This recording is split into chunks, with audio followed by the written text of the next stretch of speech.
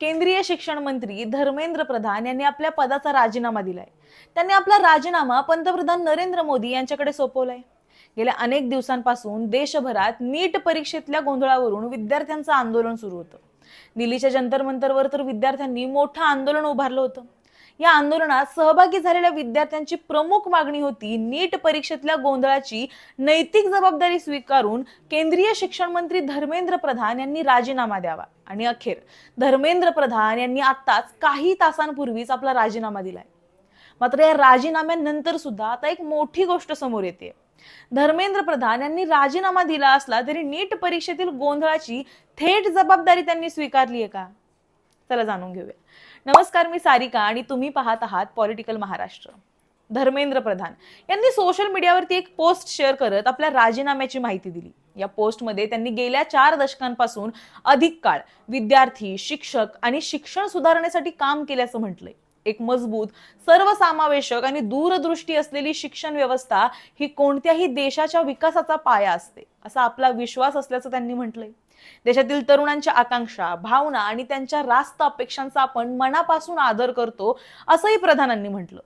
पंतप्रधान नरेंद्र मोदी यांच्या नेतृत्वाखाली देशाची सेवा करण्याची संधी मिळाल्याबद्दल त्यांनी पंतप्रधानांचे आभार मानले. यानंतर धर्मेंद्र प्रधान यांनी नीट यूजी परीक्षेतील गोंधळाबाबत आपली बाजू मांडली.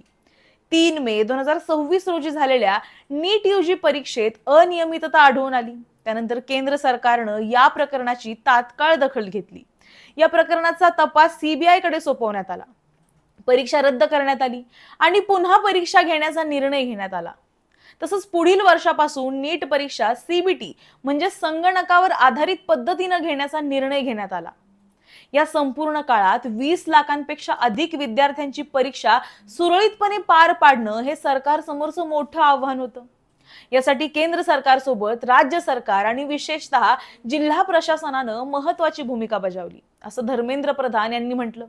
सोबतच विद्यार्थी, पालक आणि प्रशासनाच्या सहकार्यानं 21 जून 2026 रोजी ही परीक्षा पार पडली. या संपूर्ण प्रकरणाची जबाबदारी आपण पहिल्या दिवसापासून घेतली आणि परिस्थितीपासून कधीच पळ काढला नाही, असंही त्यांनी आपल्या पोस्टमध्ये म्हटलं.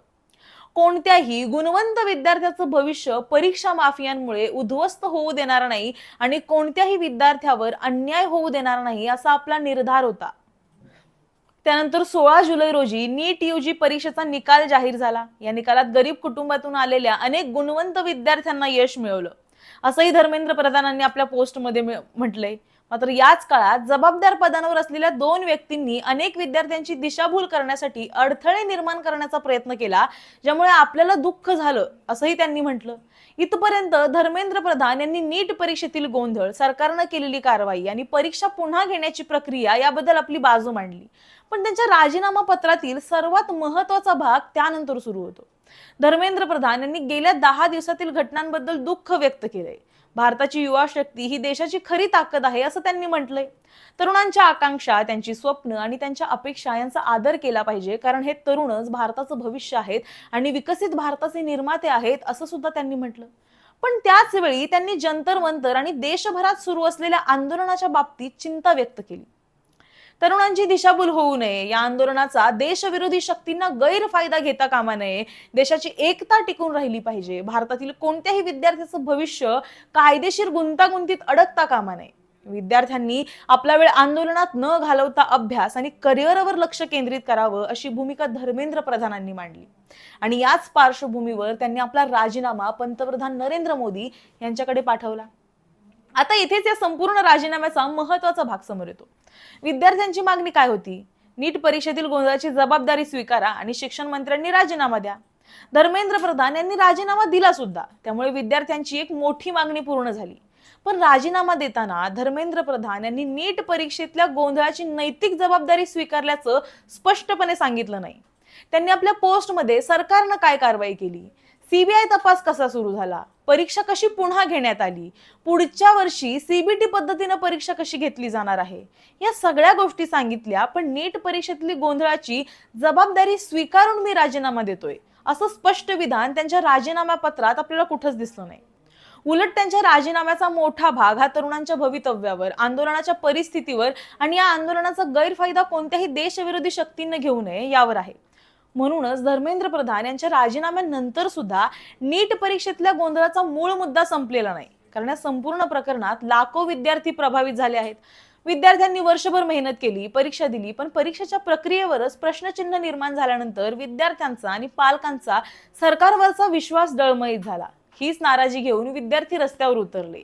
जंतर मंतरवर आंदोलन झालं, धर्मेंद्र प्रधान यांच्या राजीनाम्याची मागणी झाली आणि अखेर त्यांचा राजीनामा दिला गेला. पण आता पुढचा प्रश्न हा आहे की या राजीनाम्यानंतर नीट परीक्षेतील गोंधळाची जबाबदारी नेमकी कुणावर निश्चित होणार? या प्रकरणात ज्यांच्यावर आरोप आहेत त्यांच्यावर कठोर कारवाई होणार का? आणि भविष्यात देशातील विद्यार्थ्यांच्या भविष्याशी असा प्रकारचा खेळ होणार नाही याची हमी कोण देणार? कारण विद्यार्थ्यांना फक्त एका मंत्र्याचा राजीनामा नकोय, त्यांना परीक्षेच्या प्रक्रियेत पारदर्शकता हवी आहे, त्यांना त्यांच्या मेहनतीवर विश्वास ठेवता यायला हवा आणि कोणत्याही पेपर फुटीमुळे किंवा परीक्षेतल्या गैरप्रकारामुळे त्यांचं भविष्य धोक्यात येऊ नये, ही त्यांची मुख्य मागणी आहे. त्यामुळे धर्मेंद्र प्रधान यांनी राजीनामा दिला असला तरी या राजीनाम्याचं कारण आणि त्यामागची भूमिका यावर आता सध्या सुद्धा चर्चा सुरू झाली आहे. विद्यार्थ्यांच्या आंदोलनाच्या दबावानंतर शिक्षण मंत्र्यांनी राजीनामा दिला. ही विद्यार्थ्यांच्या आंदोलनाची मोठी राजकीय आणि नैतिक जमेची बाजू मांडली जाऊ शकते, पण त्याच वेळी नीट परीक्षेतला गोंधळाची गोष्ट नैतिक जबाबदारी स्वीकारून हा राजीनामा देण्यात आला आहे का, याचं उत्तर अजूनही स्पष्ट झालं नाही. म्हणूनच धर्मेंद्र प्रधान यांच्या राजीनाम्यानंतर सुद्धा विद्यार्थ्यांचा मूळ प्रश्न कायम आहे. राजीनामा दिला पण नीट परीक्षेतल्या गोंधळाची जबाबदारी स्वीकारली का? की राजीनामा देतानाही या संपूर्ण प्रकरणाची जबाबदारी टाळून सगळा भार आंदोलन, तरुणांची दिशाभूल आणि देशविरोधी शक्तींच्या कथित हस्तक्षेपावर देण्यात आला? तुम्हाला याबद्दल काय वाटतं हे आम्हाला कमेंटमध्ये नक्की सांगा आणि अशाच व्हिडिओसाठी पाहत रहा पॉलिटिकल महाराष्ट्र.